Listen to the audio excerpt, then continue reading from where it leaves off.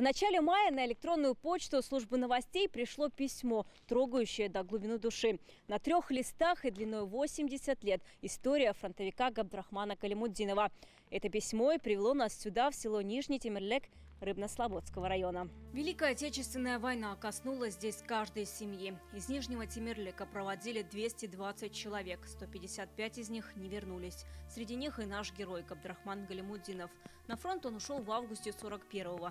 Любимого мужа провожали жена Биби Джамал, дочки Накия, Сынья и маленький Габдельбари. Это было раннее, пробирающее до дрожи холодное утро, тогда как и в день наших съемок моросил дождь. До марта 42-го от отца приходили письма. Говорил, что был ранен и снова вернулся на передовую. Писал, что будет ожесточенный бой и потом невесточки от него. Мама часами стояла у окна, каждого мимо проходящего солдата принимала за него. Только в 1947 году пришло извещение. Габдрахман пропал без вести.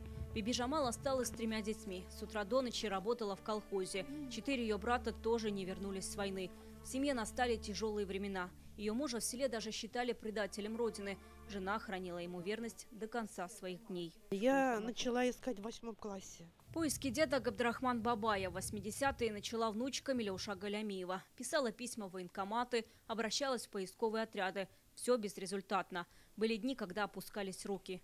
В прошлом году к поискам подключилась правнучка Алиса Хасанова. Как раз тогда начали рассекречивать данные Центрального архива Минобороны. Получила ответ, что архивную справку, где наш прадедушка значился как стрелок, красноармеец Галимутдинов Габдер Галимутдинович, 1904 года рождения. Все совпадало, в том числе и фамилия, имя его жены. В архивах Минобороны ее дед числился только как пропавший без вести. С такими же данными в списке были еще 3 бойца. Совпадало все, кроме имен. Там он был и как Галятутиков Гатери, Галятутинов Гантери, Галяудинов Габдри. После анализа данных поняли, это один и тот же человек. Просто при заполнении данных каждый раз имя писали с ошибками. А рядом со всеми этими именами было одно и то же место захоронения – Юхновский район в годы войны Смоленской, ныне Калужской области. Писали Минобороны, Центральный архив, администрацию Юхновского района Калужской области, где он похоронен.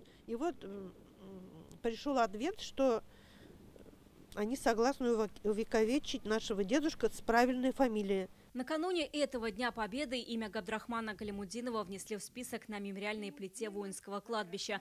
Церемония прошла сегодня. Эти кадры нам прислали поисковики из Калуги. Теперь известно, наш земляк погиб в ожесточенных боях за Москву 3 апреля 1942 и захоронен здесь вместе с 6 тысячами павшими за родину бойцами. Для нас это очень важно, что он похоронен. Во-первых, что за ним ухаживают. И самое главное, я хотела, пока отец мой жив, найти. Я обещала себе, чтобы найти могилу дедушки. Слава Богу, что мы его нашли. Мне кажется, что на том свете и бабушка, и прабабушка, получается, и он очень рад этому, что как воссоединение, что ли, произошло. На память от дедушки Габдрахмана у семьи остались только письма с фронта. Они написаны арабской вязью. Галямиевы мечтали прочитать их, но не могли найти специалистов. Накануне праздника мы решили сделать им подарок. Обратились в Татарстанский институт языка имени Ибрагимова. Там их перевели. В них фронтовик Галимутдинов пишет, как скучает по дому и о себе практически не рассказывает, как будто чувствовал. Габдрахман свои письма пишет как последние.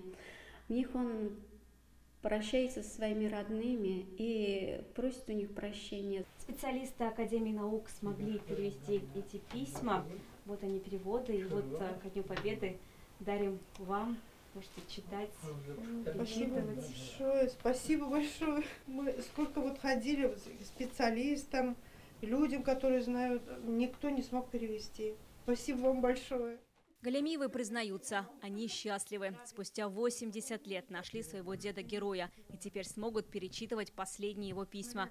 Мечтают съездить на братскую могилу в Калугу. Пожалуйста, ищите своих героев. Они ждут этого. Вероника Гайнудинова, Алмаз Зиаддинов, Лейсан Саитова, ТНВ, Рыбнослободский район.